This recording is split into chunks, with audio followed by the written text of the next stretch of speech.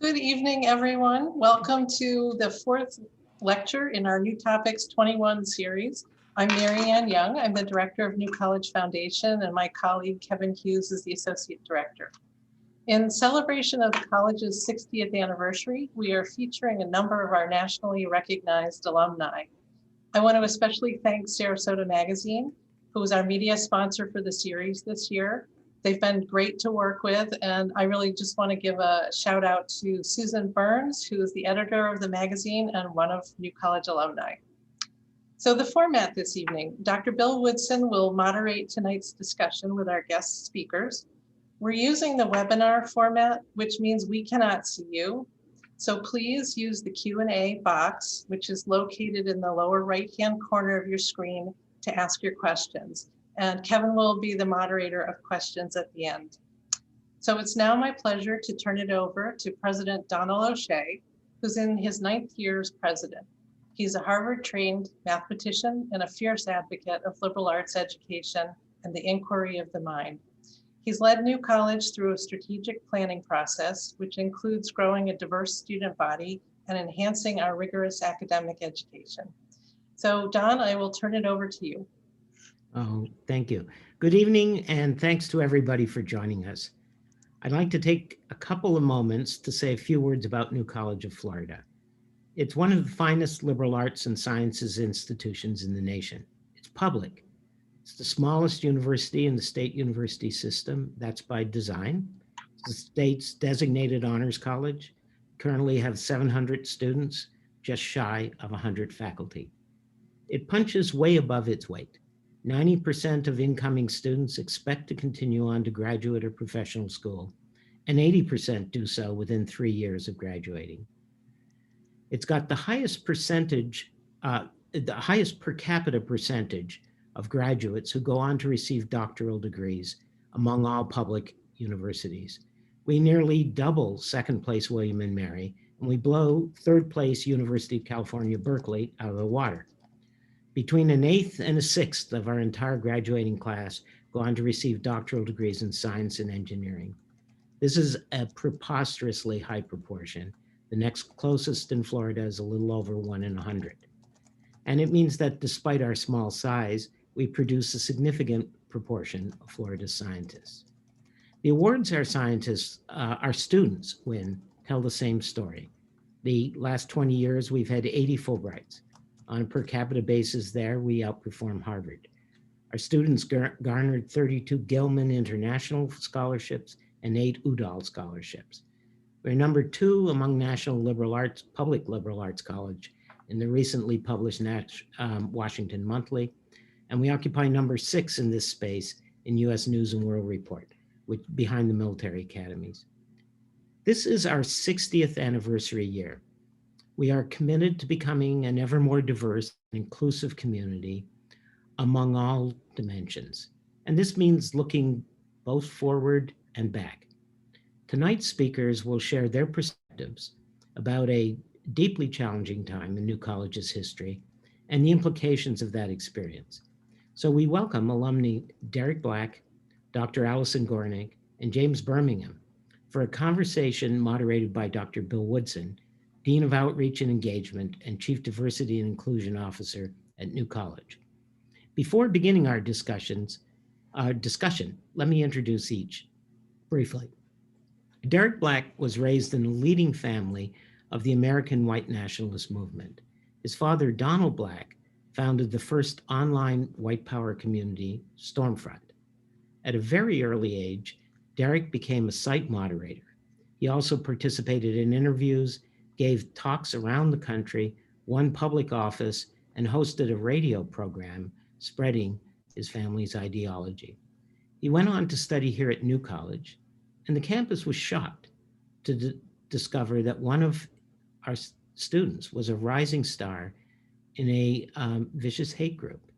Many students demanded Derek's expulsion, while others patiently engaged him in dialogue. They consistently refuted his racist ideas, and in 2013, Derek renounced the racist values he'd grown up with. In the years that followed, Derek spoke out against white supremacists and drew national attention to their long-term political agenda. He is now a doctoral student in history at the University of Chicago, researching the medieval and early modern origins of racist hierarchies and ideologies. Ellie Saslow tells Derek's story in the book Rising Out of Hatred, The Awakening of a Former White Nationalist. While attending New College, Dr. Allison Gornik learned about Derek Black's white supremacist advocacy, much the same as every other student, and she condemned those views and him, partly through private and often painful conversations between the two. Derek eventually conceded that his ideology was not sound, and that led him to renounce it. Allison's role in this story is a primary focus also of Ellie Saslow's book. Allison is completing a postdoctoral fellowship after recently graduating with a PhD in clinical psychology. James Birmingham is a South Florida native and first-generation college graduate. He was working for the Office of Volunteerism and Learning as a Vista coordinator at New College when word got out that Derek Black was a current student. James became a predominant and active voice in challenging Derek's presence on campus and led school-wide conversations on what having a prominent white nationalist at New College meant, a confrontation detailed in Ellie Saslow's book. Now an ex-PhD student and a craft bartender, James is building towards working an worker-owned leftist bookstore cafe social center. He is on the board of directors for the Institute for Anarchist Studies. He co-founded the decade-long running All Powered to the Imagination conference at New College. He's a founding member of the Black Trowel Collective, and he organizes with North American Anarchist Studies Network. Dr. Bill Woodson is New College's first Chief Diversity Officer and Dean of Outreach, and he leads the Office of Outreach and Inclusive Excellence. Bill has a broad background that, in addition to higher education administration and program management, includes Fortune 500 marketing, international business development, management consulting, and inclusion advocacy. Bill relocated to Florida to assume his current role after successfully defending his dissertation at the University of Minnesota. However, he's not just another New College resident, but he's actually a returnee. His mother is a graduate of Booker High School in FAMU, and Bill was born at Sarasota Memorial Hospital. His passion for advocacy strongly influenced his doctoral studies. And in the summer of 2014, he decided to focus his PhD research on the factors shaping the relationship between law enforcement and the Black community. Bill's credentials also include master's degrees from Harvard and Michigan, the latter an MBA, and his bachelor's is from Brown University, where he majored in urban studies. Bill, I now turn it over to you to lead the discussion. Thank you very much, President O'Shea, for that introduction. I'm really honored to be a part of this really important conversation. And it's my aspiration that this format will provide ample time for us to hear from our three guests, as well as to take a number of questions from our listeners. And I'll be keeping an eye on the time, keeping the conversation moving so that we get to hear from everyone. And it's been interesting, Derek, to observe that your time as a New College student has been both celebrated as a success story, and it's also been vilified as a dark moment in New College history. And so I'm hoping that this conversation is an opportunity to explore this dichotomy, and I'm really glad that you made the recommendation that James and Allison be a part of the conversation as well. So I'm just going to jump right into things. You were a very able student with a strong academic record from high school and from your two-year college program. And so you had a wide range of schools that you could have chosen. So why did you choose New College? Right. Thanks, Dr. Woodson, for moderating tonight, and President O'Shea for the introduction. I also want to say, before getting into answering just how surreal this moment is, I think it was a decade ago that I came into New College, and I don't think at that moment I could have possibly imagined being on this panel or what we will talk about tonight. I've done various events at colleges over the last however many years, and usually they feel emotional, but a little bit analytical and clinical. And I think this one is making my heart race a bit more than any other I've attended. So I usually answer that question at those other events truthfully, but only partially, that it was an academic decision. I had an advisor at a community college where I had finished an associate's degree before coming to New College, who brought my attention to the medieval studies program that New College had. And it was not only the best in Florida, but one of the best in the country for undergraduate medieval studies. It was just ridiculously appealing. And I wanted to study the Middle Ages, in part because I thought that it was so remote from politics that I could sort of focus on it and nobody could give me any sort of controversial remarks. And so, sure, on that level, attending New College was kind of a mundane decision that everybody who is deciding where they want to go to college faces. It had low tuition, it was in state, it had a medieval studies program. And I almost hesitate to give the full answer even here because I never do. And I'm worried about starting off on this foot, but I want to be fully honest that my family were white nationalist leaders. New College was very publicly a social justice oriented community, focused on anti-racism. My parents were a little bit baffled that I wanted to go there, but one of the reasons that they supported it was the very high majority white student population. And I don't give that answer usually because I think it's kind of hard to understand, especially what happened and what its culture was. But because I'm speaking to a New College population, I think starting off with that level of honesty is essential here. That out of all the state schools, it had one of, if not the highest majority white student bodies. And my family saw that as, even though it was very liberal, as a win for their ideology. And I think there's a lesson there of what white supremacy means. That's fascinating, and I can understand your reluctance to dive into that. So, as we know, once your ideology, your activism as a leader, not just a participant, but a leader within the white nationalist movement, became known to the New College community, there was a tremendous amount of resistance, a tremendous reaction to your presence on the campus. And did that turn of events surprise you? I mean, what did you expect to happen? And was that a surprise? It wasn't a surprise after I got there, but it honestly, I didn't know what to expect before I got there. That I had lived a whole life of having this white nationalist activism, that from the time that I was 11, I was appearing on HBO and Nightline and doing these interviews. And I always kind of maintained two streams, that I could volunteer, I could be involved in extracurriculars, I could have friends, and they would see something on TV in all those cases, and they would like come to me and say, I saw you advocating racism on TV, and I would make it very clear through body language I just didn't want to talk about it, and then they wouldn't talk about it. Whatever the institution was, they would get uncomfortable, they would sort of back off and focus on the stuff we had in common. And that was true in community college too. I was running for office at that point. I was on the local news every day for the first year of my associate's degree, and I had classmates who noticed it. I had people in the halls who bring it up, but it was never something they wanted to confront, so they'd let it go.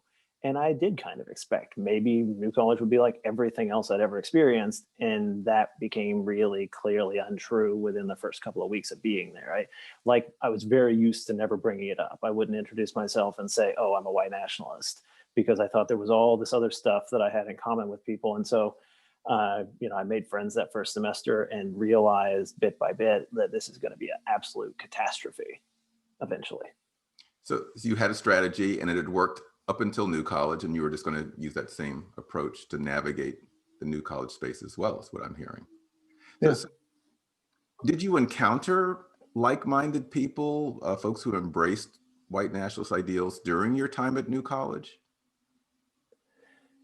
I think it depends on how you define it. I only had a semester of people not knowing my background, so everybody's very cautious in what they say afterwards. And so after people knew my background and approaching me and being so publicly known, but if the question is people holding views that are racist views and leaning into things that a white nationalist advocate would say, yes, we can cultivate, then sure.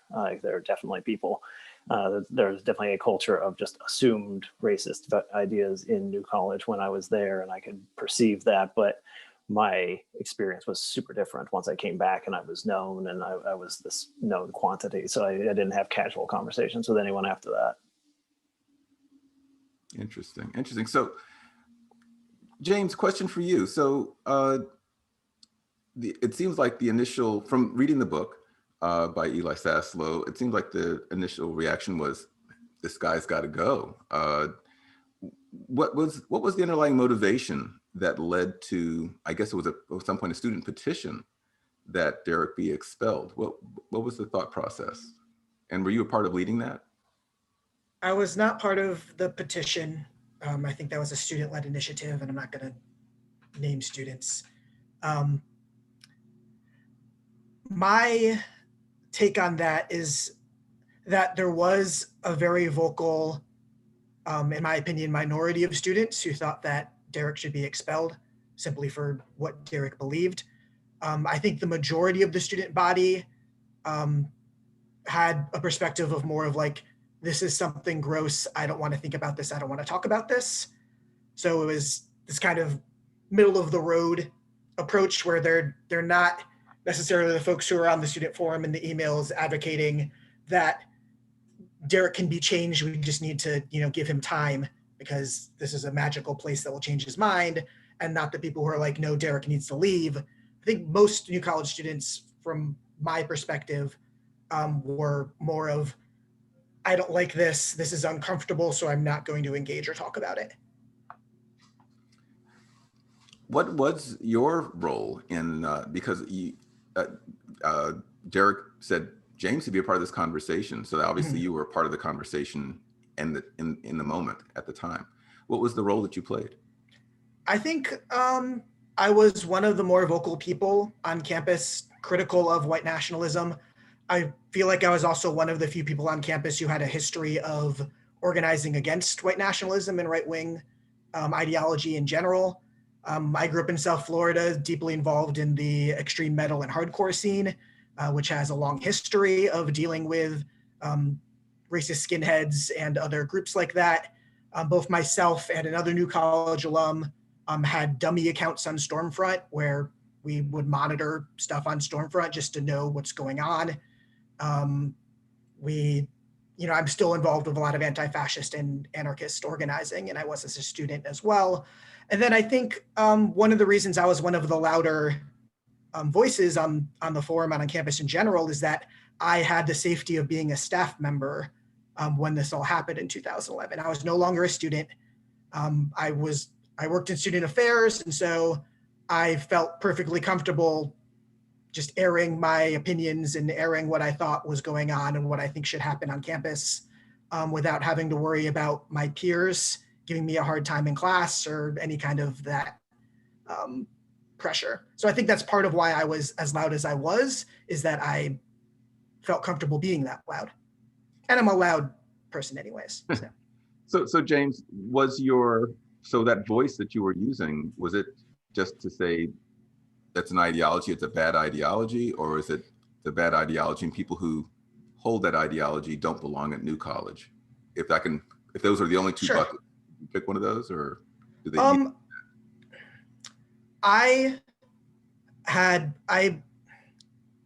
I did not take a strong stance on Derek being kicked off of campus. I was very sympathetic to that stance, and I had a lot of students of color reach out to me as I was making these emails, thanking me for saying, and oftentimes I would say things on other folks' behalf that they weren't comfortable saying on the forum.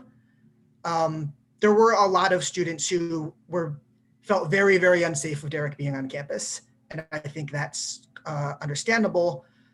My biggest worry, honestly, with Derek being on campus and why I think maybe he shouldn't have been, was less about the intellectual eyesore of Derek being on campus and more about my friend Kochu and I had a lot of conversations about this, being deeply, deeply worried that Derek being ostracized or bullied or something would get out in public, and then someone who sees themselves as like a loyal Stormfront soldier would come onto campus and do something. I was far more concerned about how prominent Derek was as like the heir apparent of white nationalism in this country, and what those folks in that movement were capable of doing to protect their would-be prince, than I was about Derek's presence on campus being dangerous, if that makes sense. It does, and it's a provocative thought, and one, frankly, that hadn't occurred to me. So that actually leads to the next question I have, which I want to ask all three of you. I'll start with you, James. So to what extent would you say was concern for safety and the well-being of the community, students, faculty, and staff as well, as a part of that visceral reaction to Derek's presence? I think it was a big part of it. I'm hesitant to say it was a majority part of other folks who saw themselves as some sort of opposition to.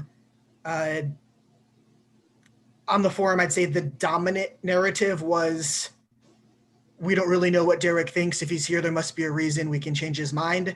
And then the other side of that was, I don't think Derek belongs here. And then again, as I said before, a silent majority, I think, just didn't really want to weigh in on the issue.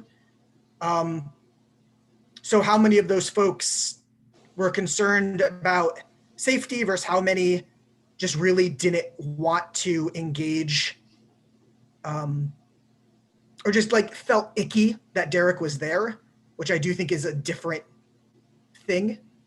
It's hard to say.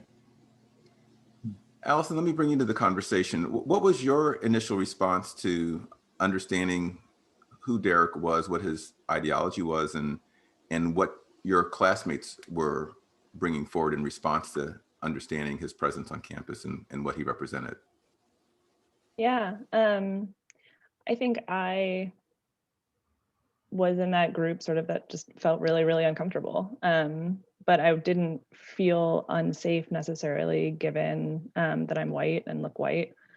I think that for me, my roommate, who is observantly Jewish, held sort of weekly Shabbat dinners in our dorm room, where sort of anybody who he was friends with and who wanted to come could sort of come and have dinner.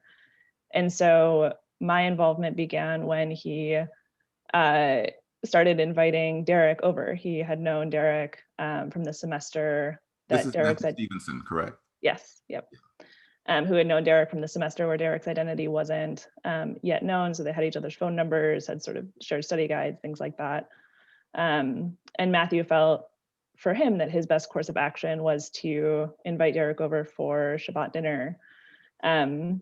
I didn't like that idea. I sort of stopped going to these Friday night dinners for a while until Derek kept coming back to them week after week, and I missed my friends, sort of missed being at my friend circle every Friday, and didn't understand how white nationalism, which is deeply anti-Semitic, allowed Derek to come to Shabbat dinners every night or every Friday night and bring kosher wine and sort of be very good friends with this Jewish student.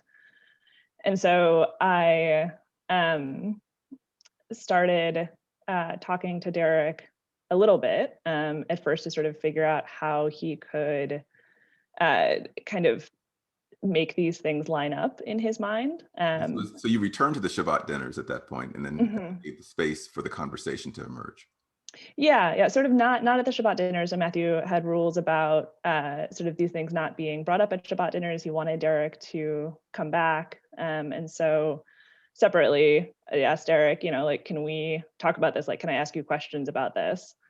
And he said yes. And so I started doing so. And I think a few things about that are really important. So one is that I grew up in a very white place in Northeast Ohio, certainly not around people who would call themselves white nationalists, but who have sort of the, I think, underlying racist views that I think a lot of sort of like isolated communities of white people have.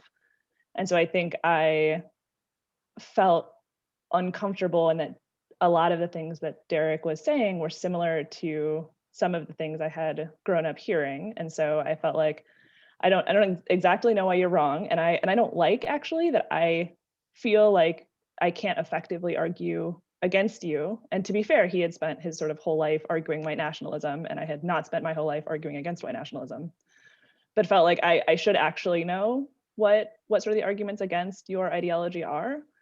I think I felt safe. I didn't feel like his ideology was one that degrades my identity. And then he was also very interpersonally respectful and felt like he was listening. Sort of when I would come back with whatever arguments or studies or things like that I had found. And so it was sort of over the course of the next year and a half that every like fifth conversation or so was about white nationalism and his ideology. And I think that because it ended well, right? It ended that we're in this panel sort of today. Derek renounced white nationalism in 2013 and has sort of been publicly against it since 2016.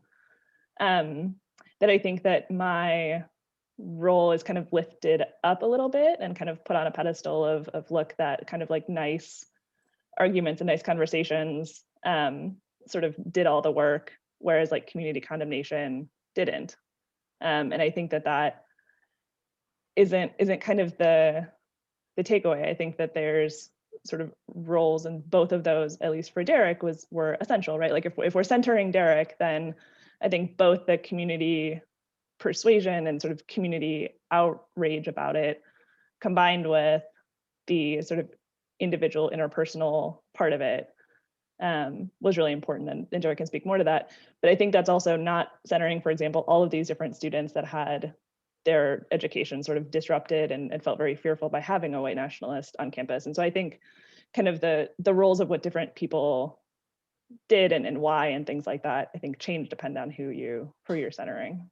I really love that you're bringing this up, this piece of it. And I kind of resonate with your role in this, because I'm one of those people too, who's really comfortable talking about the uncomfortable things with people who see the world very differently than I do. And I think that's an important piece, but I really value that you're reflecting back that it's not just being in conversation, that it's the pressure, it's the pull as well as the push, that, if you will. But Derek, what was your response to this, to the response? What was it that you were seeing? How did you feel as you were, and what did you see in terms of the student body responding to your presence? Mm-hmm. I think the only way to answer that is talking deeply personally about the experience.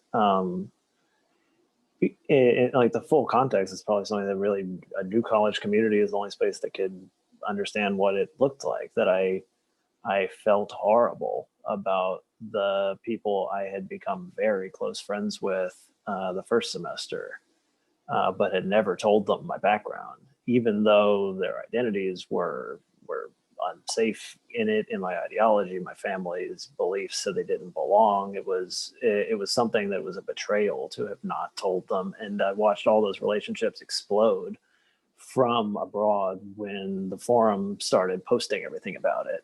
And that is a really important context for what I came back to.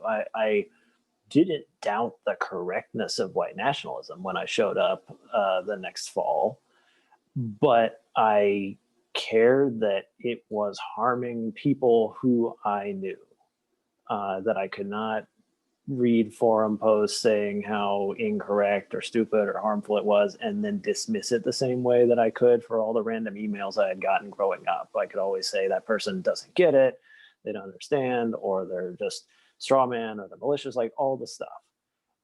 Whereas at New College, I cared about the community in some tangible way. And those first conversations with Allison were her asking, will you talk about this? And me saying yes. But my questions for her were, where's the misunderstanding? Like, where is the common ground? Where are the things that they don't get? Because I view myself as being totally not involved in violence. My family condemns illegal activity on their website. Every time there's a mass shooting with somebody who believes everything we do, my family could say they never called for that. They condemned it. So therefore, where's our responsibility? And this like naivety that feels disgusting to look back on, it was only coming back to New College that I really had to start facing it. I think what James said a minute ago is something else I never really talk about at any other events, but he and I were talking about that once and realized that we had both had the same fear. And I had never had that fear before. I had always been able to tell myself that all of this stuff about violence and aggression and danger from white nationalism, that's not what I see. That's not the community I know.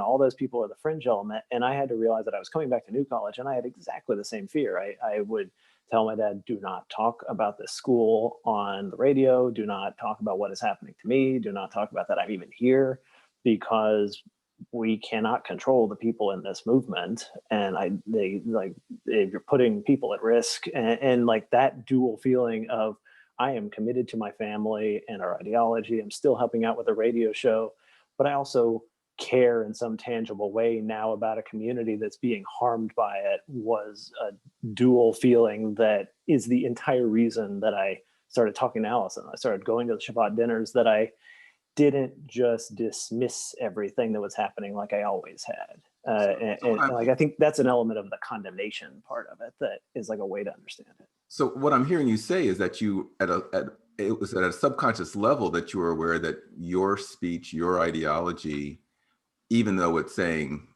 we don't believe in violence, but you knew that you were inflaming hearts against certain identities, and that could lead potentially to violence.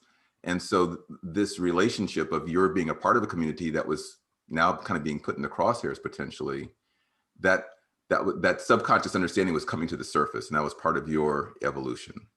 Yeah, it was the moment of, in my mind, caring about both communities and thinking that there was some way to thread that. Got you. I want to pivot for a second. You made reference to this in your second year at New College. You took a semester to study abroad. You traveled to Munich.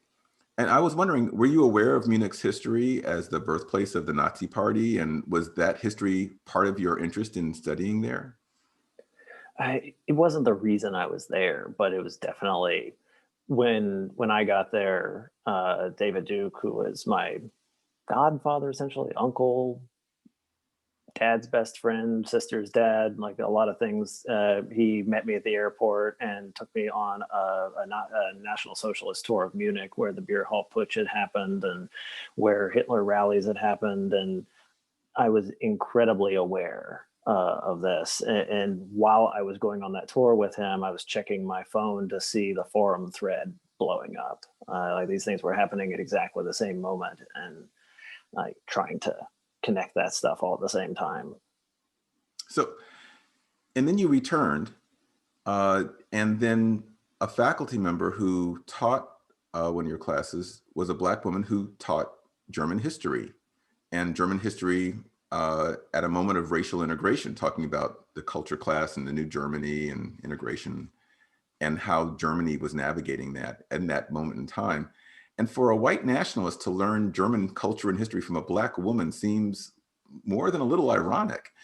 And I was just wondering, what motivated you to choose that class, and what was that experience like for you? Right. I look back on that now, and it's kind of amazing to think about it. I feel terrible for the professor being put in that position and having, as far as I know, no real resources to deal with it.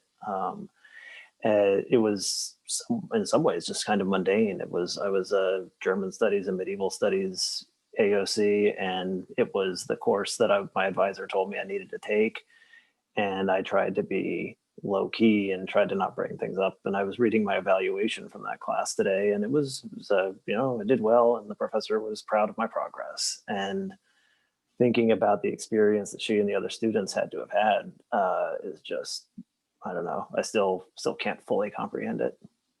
And that kind of connects to the next question I had for you, which is that it's clear from the conversations that I've had preparing for this interview, that there are members of our campus community that are still navigating the aftermath of your presence on campus. And it seems like the origin of the trauma is really centered as much or more around the administration's reaction, or rather our lack of reaction, to the revelation of your ideological values, your prominence within the movement, the white nationalist movement, rather than to you as a person, because you as a person, the book, the people I've spoken with, you were a model citizen in terms of your behavior, but those ideologies were so painful for people to process.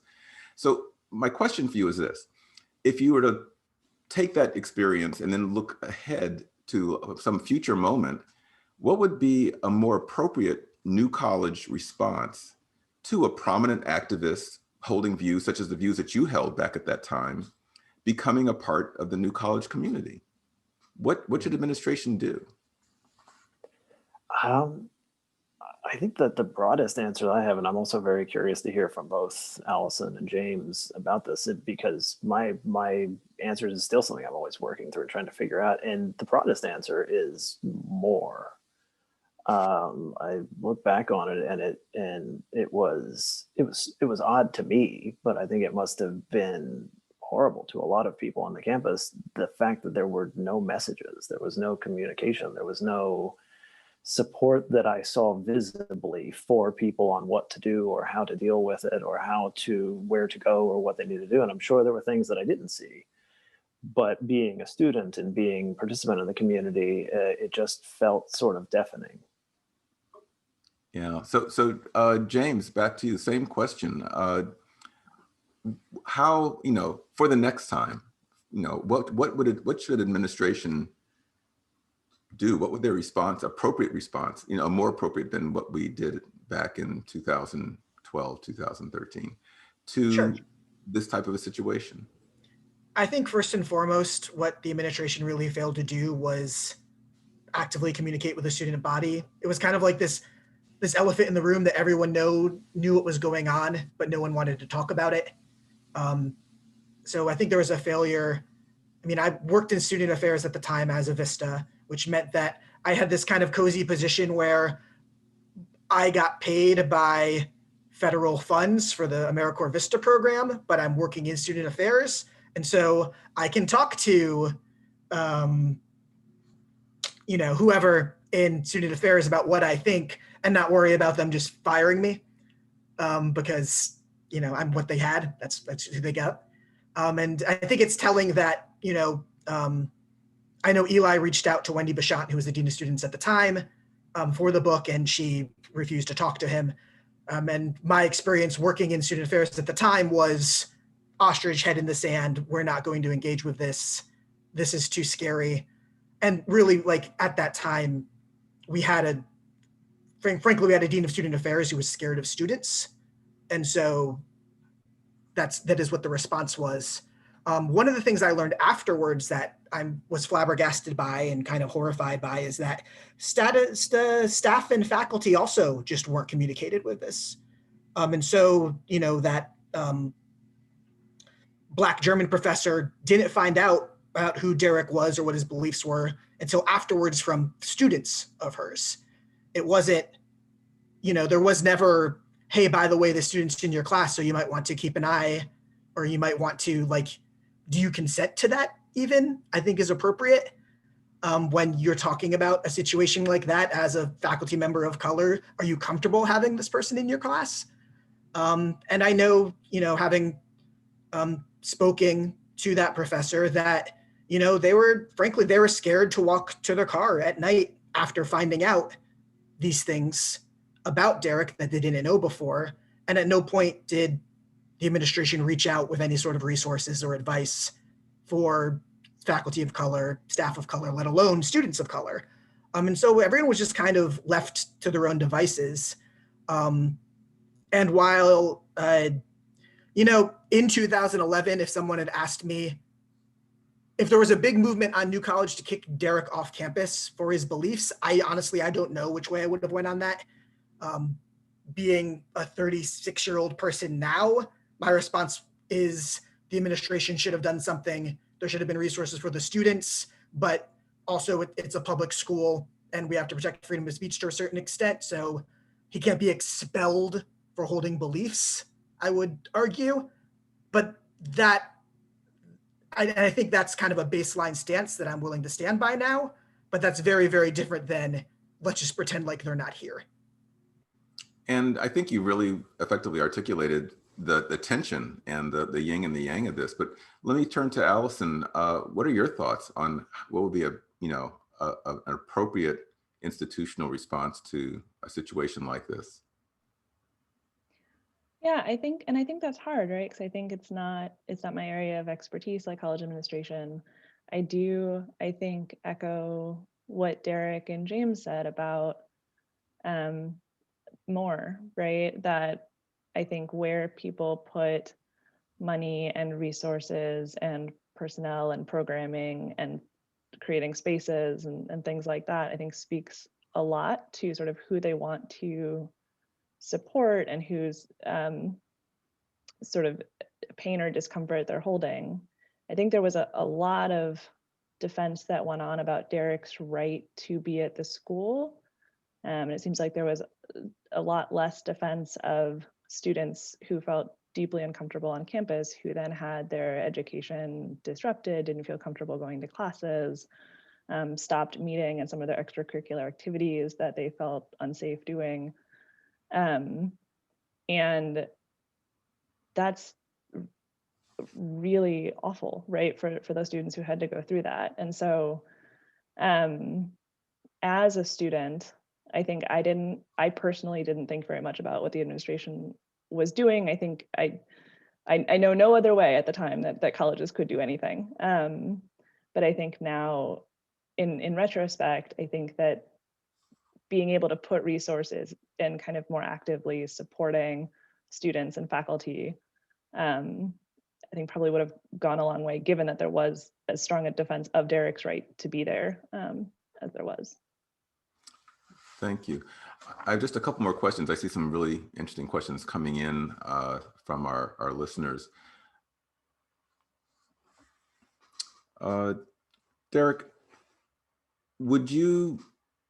how would you describe the appeal, or some might say the allure of white nationalist ideology? And do you think that it was inevitable that, given the family that you grew up in, that you had no choice but to embrace those ideals as a young adult?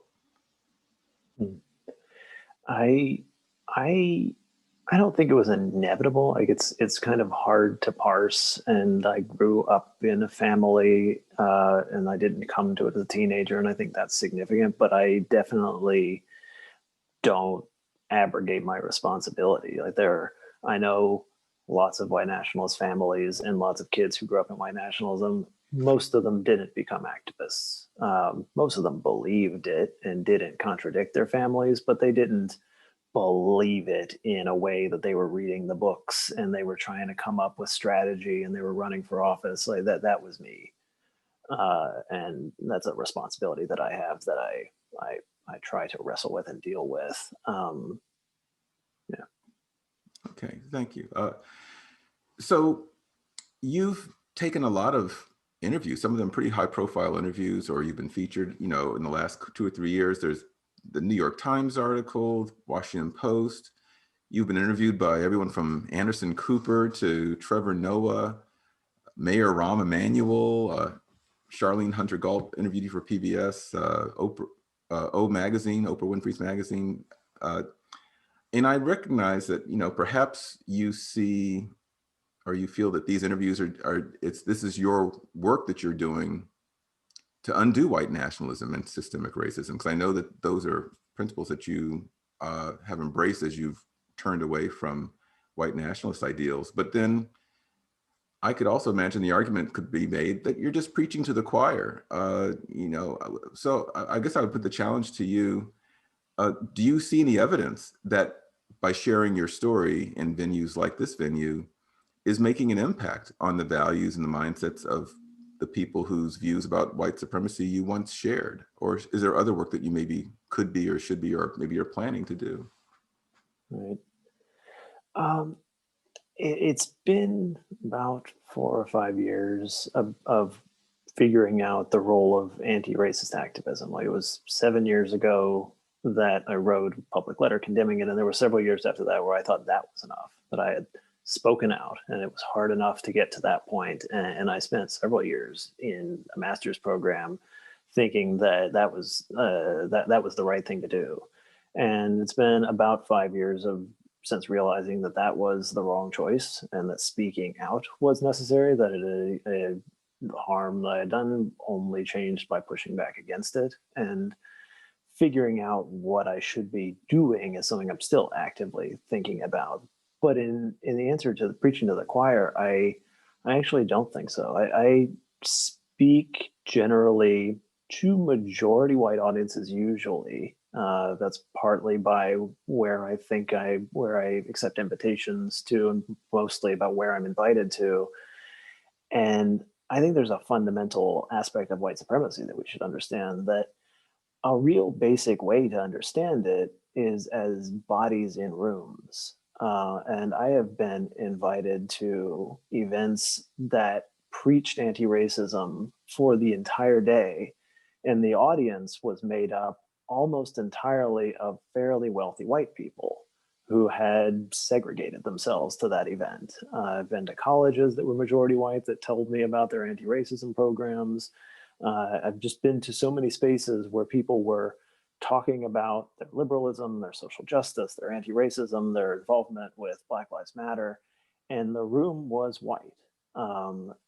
And thinking about that aspect of the neighborhoods they live in, the schools they go to, the organizations they donate to, how they live their lives, they can preach being opposed to white supremacy, but a white nationalist, a fundamental aspect of how a white nationalist defines white supremacy is bodies in a room.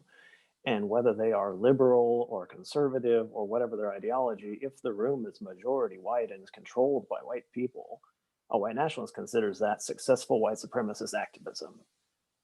And that's something that none of those rooms have ever fully thought about, what they're doing. And so speaking in that way, I think, is necessary. I don't think any of us do enough of that.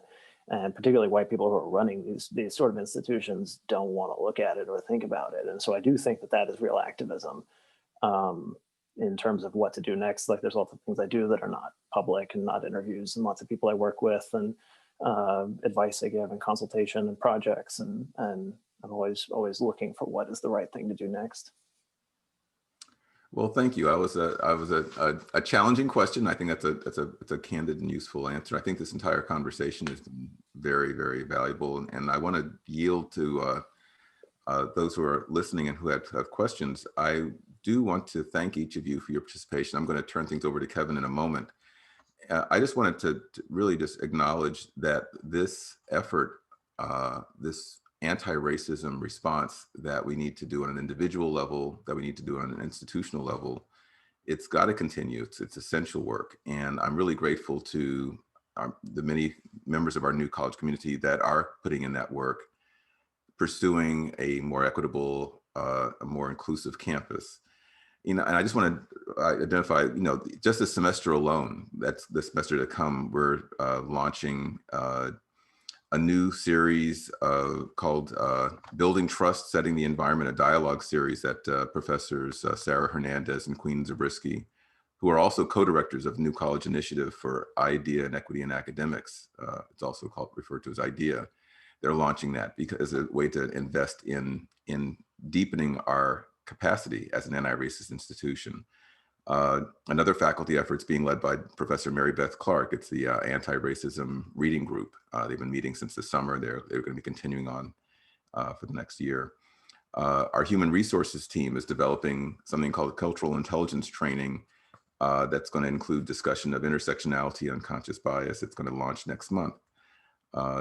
Last year, we completed the first phase of what we're calling the Inclusive Campus Climate Initiative. It's providing professional development and some basic language around inclusion, basic inclusion principles. More than 70% of our faculty and staff have participated in.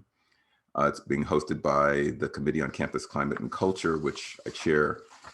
and it's in collaboration with the Office of Outreach and Inclusive Excellence, the department that I lead. And so all of these things are, in my mind, investments to help us all make contributions to anti-racist principles, and hopefully better prepared to deal with that next time, because there's no reason not to believe there won't be a next time. And also, and obviously there's much work to be done above and beyond engaging a young person, a student of New College, who brings ideals that might be antagonistic to the ideals that we embrace as an institution. But we got to get better at talking about it. And this is a really powerful conversation that I really appreciate you being willing to step into, because I think it helps us to heal and help us to move forward. So thank you.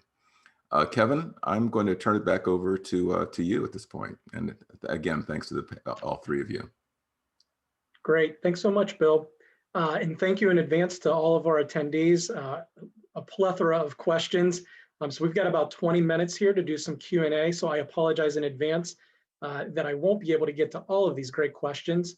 I want to start off though, several attendees have asked kind of this question, Derek, so I want to put this out there first to you.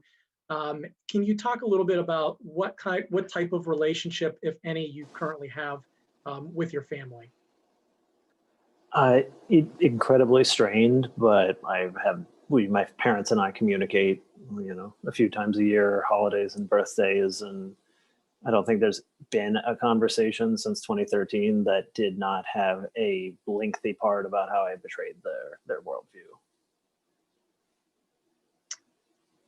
The next question, James, since you were a staff member at the time, I think you're probably best positioned to maybe chat a little bit about this, but given Derek's presence on campus, was there concern from the college at that time about his presence inhibiting New College's efforts to attract students of color? I think was that even discussed? I think there was concern amongst the students' body about that. As far as working in student affairs at the time, it was just don't talk about it. So no, I did not hear that concern voiced by, I didn't work in admissions, but by anyone in admissions or in student affairs or any of those offices, I did not hear the concern that having Derek on campus would detract from having students of color apply. But I did have conversations with students of color who said that they wouldn't have come here if they knew he was going to be here. So it's kind of a... Sure, that makes sense. So Derek actually got a message here from Professor Sutherland, who says that she was your German professor in the fall of 2011. And I'm just going to read verbatim here the kind of narrative and question that she has. At the time, you had not yet given up your white nationalist views, and at that time, I was the only Black female professor at New College. I felt unsafe, isolated, alone, and frightened because of what could potentially happen to me on a predominantly white college campus in the South, in a space that seemed to preference your rights over mine. When I criticized the administration for not telling me of your presence, the response was, quote, "We thought you knew." I wondered what your true intentions were in learning German and had a serious moral dilemma about teaching you German, because I thought by doing this, I would be aiding and abetting a future hate crime in Germany. That being said, you may still be familiar with the term, I'm going to butcher this because it's a German word, Vergangenheitsbewältigung, which generally refers to younger generations of Germans dealing with the Nazi past of their families and nation. How should the USA deal with and atone for their racist past? Professor Sutherland, I do really appreciate you attending this event and sending that message. I am very sorry for causing you that pain in that class. It was a very memorable class. I still have the books from it. I did learn a lot from it. It did change a lot of the ways that I thought about things. Like if there was any doubt in my mind about my family's love of the Nazis being evil, it was gone by the end of the fall, and partly that was due to the class. One of the major forms of things that I participate in that are not particularly public is working with an organization called Facing History that produces material for high schools on America's past. And they produced the first Holocaust education guide for high school students decades ago. And they produce work on Reconstruction. They produce work on Jim Crow and civil rights movement. They go much deeper in a way that our education system doesn't typically deal with. And one of their principles is that accountability is lost in America, and that it is essential that we face the harm that we as individuals we're not always responsible. We inherited, but we have choices on what we do next. And their slogan is people make choices and choices make history. And I think it's one of the most important things that I'm ever involved in is the fact that responsibility for the past, for our own actions, for our family's actions, for our nation's actions that continue to harm our neighbors and our community members is, if not the solution, at least the first step. And so I think responsibility, accountability, memorializing, and understanding the role that we all have in this is one of the most important things that we can do. I appreciate the effort that you did, not by choice, with me.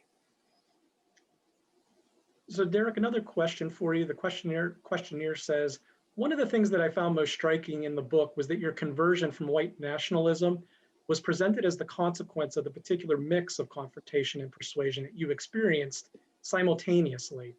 From your perspective, does this seem right? Do you think you might have changed your views if it was just one or the other, such as if it was just those Shabbat dinners, or if it was just the pressure from the student body, but not both? No, I think that they were 100% hand in hand. And I know James and I have some quibbles about what it means to persuade an individual person. And in some ways, I think what happened at New College is just like the example of how that works. I've spent a lot of time thinking about how does ideology and persuasion change. And my answer to that is it is community and connection to a community, and that changing, what we call like changing your mind, which is not a big enough phrase for this, is the same thing as changing the community of people that you consider important and valuable and that you want to protect and that you care about, which is why it's so rare to happen, but it's also the only catalyst. And so like one way is to say the condemnation of the community and then the conversations and outreach were both essential, but the bigger structure of that from my perspective was being a part of a community, not having one relationship or one friendship or one point, but being out of my community in a different one and caring about it is what facilitated everything. Great.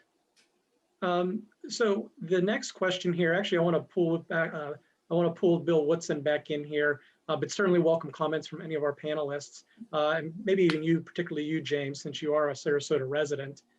Do you see a role for New College in helping to integrate Sarasota, Florida in general?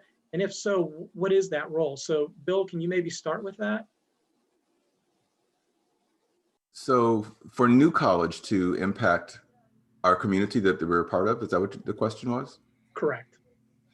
I think they're absolutely, I mean, I think that's the type of an impact that institutions of higher learning should always be seeking to have on their community. I think we have amazing expertise amongst our faculty. We have energized and capable students who can be role models within local schools, who can be partners in research.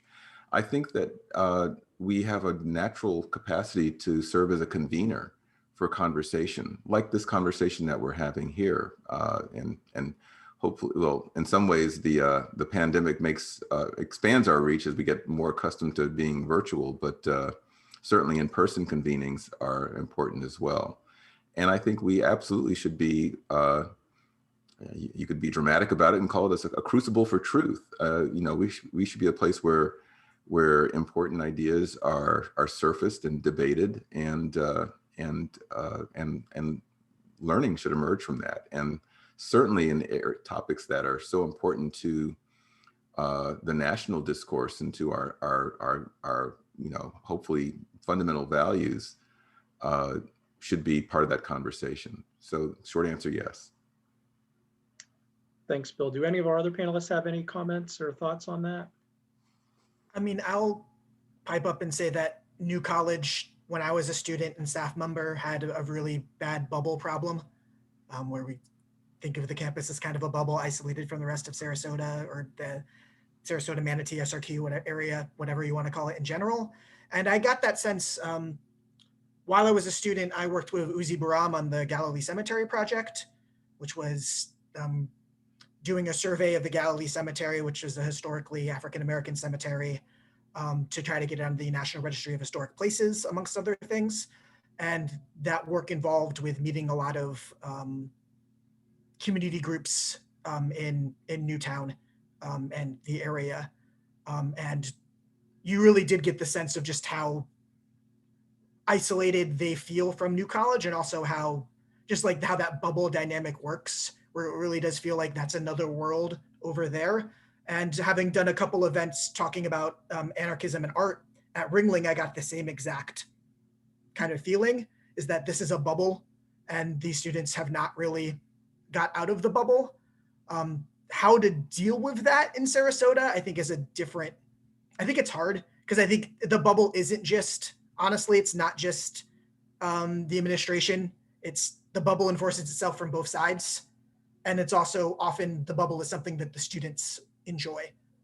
I think to a good extent, a lot of New College students are perfectly fine being in their barefoot bubble on campus and not like engaging with Sarasota at large. So how to deal with that, I think, is a bigger issue. Thanks, James. Allison, a question for you. Can you give us an example of one of those questions that you posed to Derek in those early days, and sort of what the thought and reaction from him was and the feeling when that question was asked? Sure. So I think the first question I ever asked Derek is like, can you talk to me about this? Like, is this something you're willing to do? Because if he wasn't, then we weren't going to get anywhere, right? Like if there wasn't kind of an understanding that we're in some kind of conversation, I don't think it's going to go anywhere, right? And so in that first conversation, it was asking him like what is it you believe? And at that point, I think I had like a rudimentary understanding of white nationalism, and just kind of asked him, what is it? Because I think I had this idea that because New College is such a small place, I was pretty confident that there weren't other people actively arguing against him, and I had this very unique opportunity with him, kind of not by my choice, being in my dorm room a lot. And so after that sort of initial conversation, asking him, are you okay to keep talking about this? Like, if I brought this up again, would you keep talking to me about this? And he said yes. And in the conversations since then that he and I have had, his goal from it was to become a better white nationalist, right? So he kind of approached it as like, if I can argue back against white liberals, like that would be great, right? Like if I'm strengthening my arguments. And I came at it as, I think there's a lot of really embedded white supremacy in this country, and I don't feel great arguing back against it. I don't feel like I'm as strong at that as I would like to be. And also,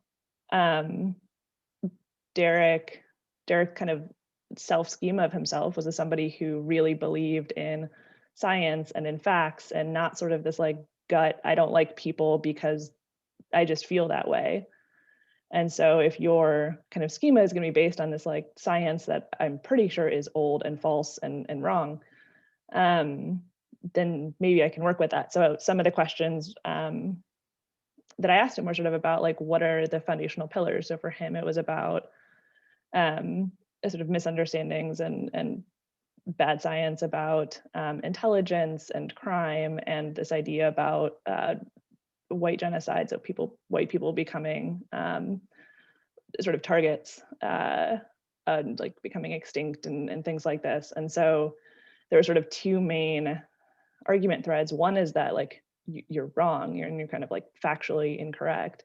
And the second being, not only are you wrong, this isn't just like an logical argument, like you're hurting people, and racism hurts people.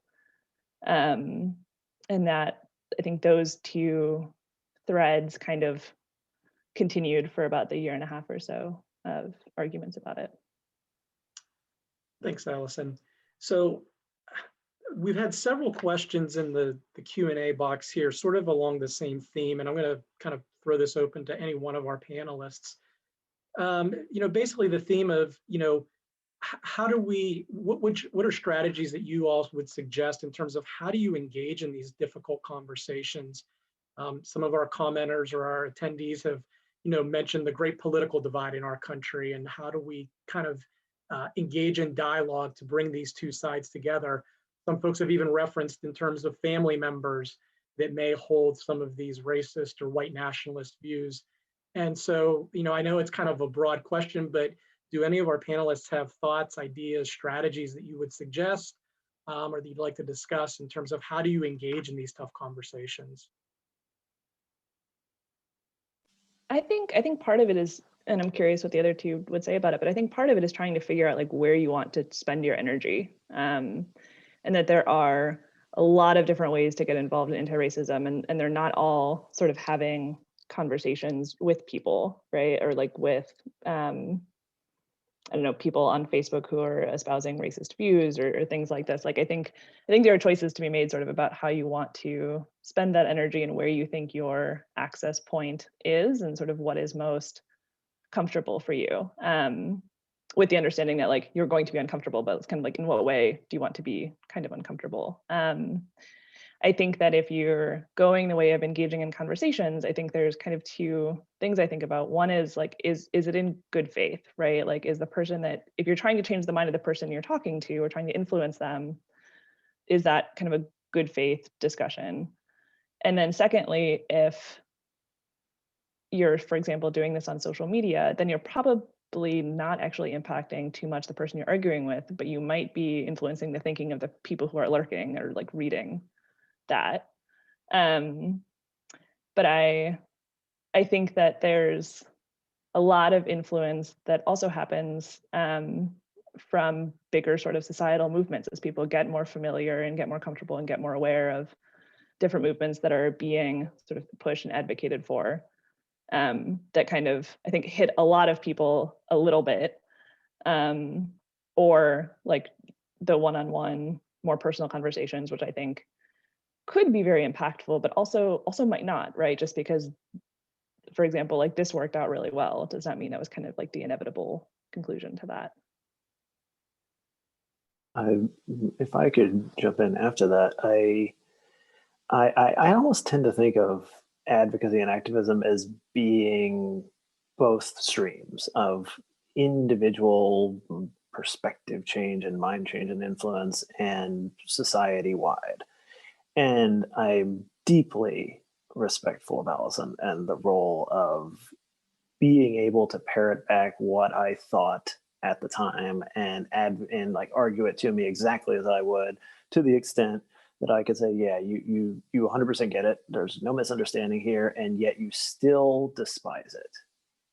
Let's talk about that. And that is very, very hard to do for anybody. It's very unnatural to be in that situation. But that's what trying to talk somebody out of something looks like being able to fully understand their perspective. And that's a ton of work. It will take years. It will take huge amounts of your own personal energy. And there's absolutely no guarantees. And you have to be ready to abandon it when the goodwill is gone.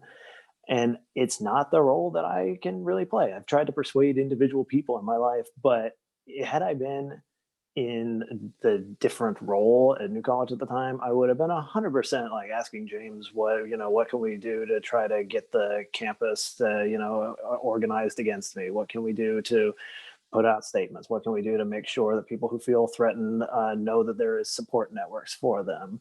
And I would be thinking entirely institutionally, because institutionally is how you change things. We don't look back and find moments where one key person had their mind changed and then that's how we fix stuff. Like massive things happen because of mass mobilization, because of mass policy change, because of huge pressure, because of, like, honestly, violent movements. Like we kind of sanitize how these things happen, and we like the nice dinners. And I am absolutely not going to stand here and say people don't change their minds or something. Like, yeah, I think it's essential. I think we all have a role to play in connecting with people in our lives. And I could think about running this seminar while I was at New College for white nationalists, where we would do role playing. If a white person stood up while you were trying to advocate white nationalism to your coworker in the break room or something, and some white person stood up and started saying anti-racist stuff, that was what was going to really shut you down, because they were white. They were still rejecting it. They should be benefiting from it, and yet they're not. And how do you deal with that? And that just demonstrates the power of, like, these individual connections. But where you put your resources and where you think you're going to make the biggest change is, if having deep conversations with somebody who you kind of despise for years is not your thing, there's a million different ways to do it. And there are a million really effective ways.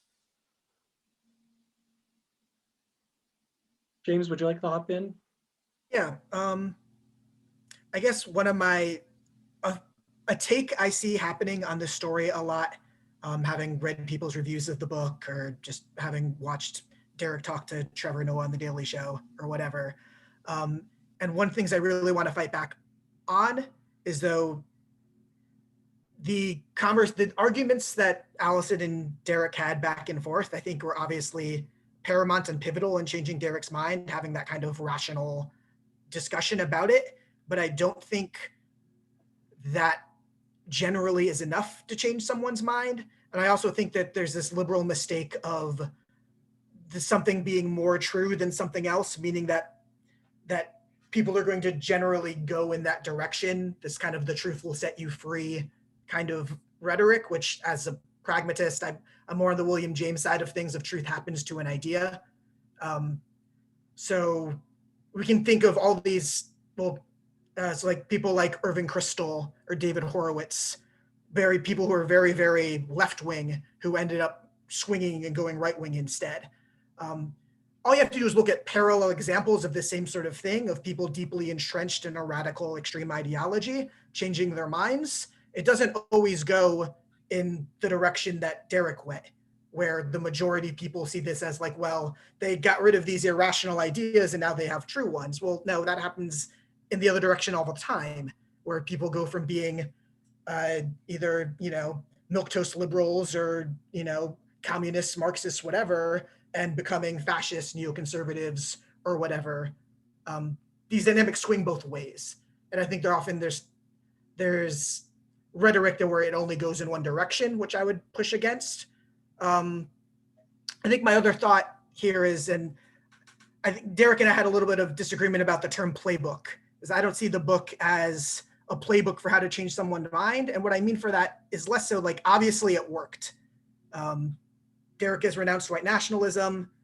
The ostracism on campus, I think, allowed the conditions to be created for the Shabbat dinners to happen in order for Derek to meet the people he met, et cetera, et cetera. You can't deny that kind of, machine happened. Those reactions all happened.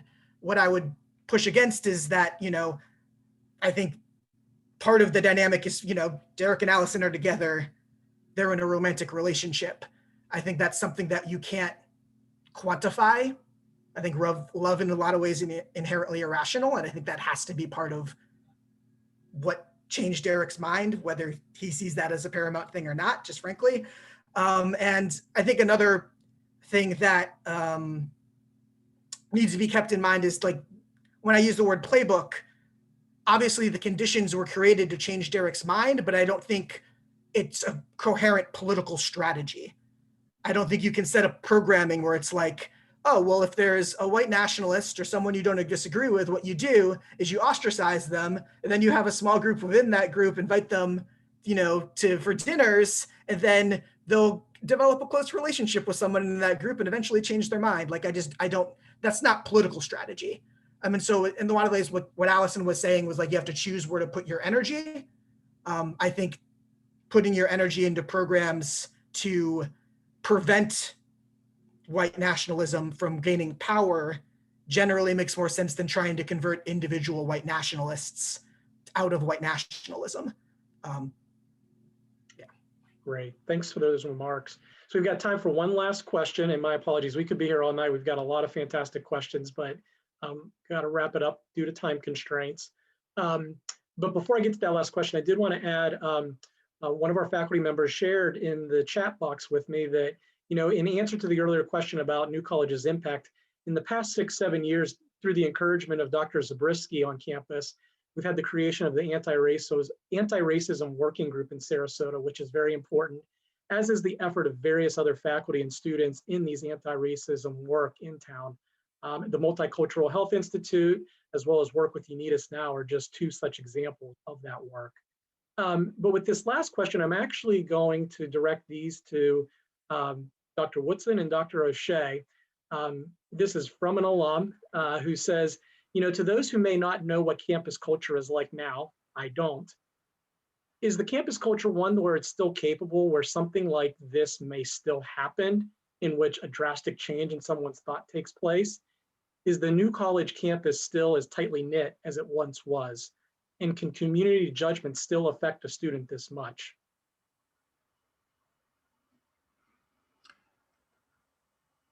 I'm not hearing President O'Shea jumping on that one. I'll take a crack at it.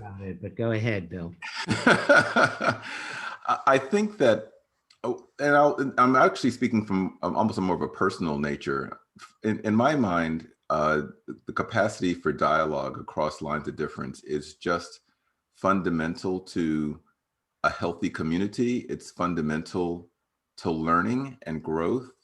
And it's fundamental to a high-performing organization of any mission, and particularly to a mission of education. And I think that I've been an active proponent of that. I think President O'Shea and others can speak to that. And I think that we're building that capacity. I think we're in the process of building the muscle where we absolutely are more capable than yesterday, and will be more capable tomorrow than we are today, to engage in conversation that can lead to people growing, evolving, embracing difference or understanding difference, understanding the role that they can play, being more capable to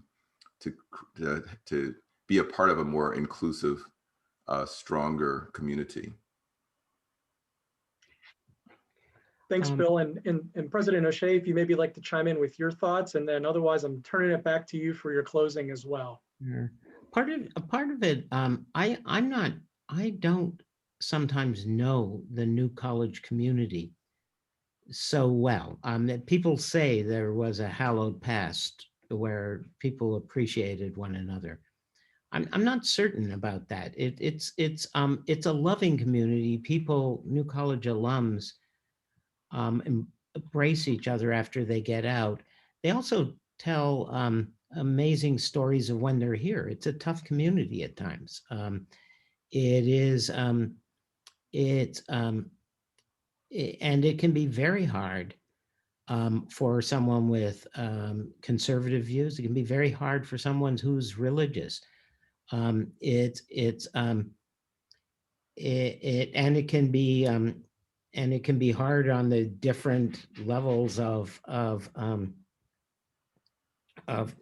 how liberal are you? How it was reading Ellie Saslow's book that made me understand that the forum also had an important role to play, and not just one of hazing, but it does both.